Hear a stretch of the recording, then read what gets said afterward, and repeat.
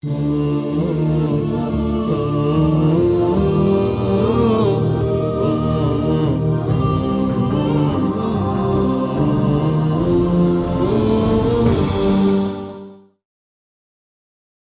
الله الرحمن الرحيم.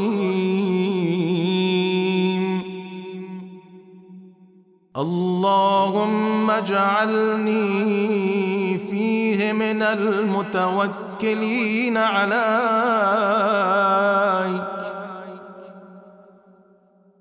واجعلني فيه من الفائزين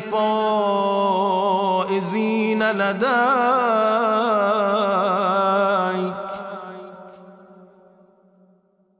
واجعلني فيه من المقربين إليك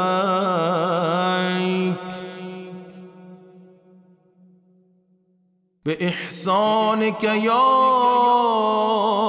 غاية الطالبين.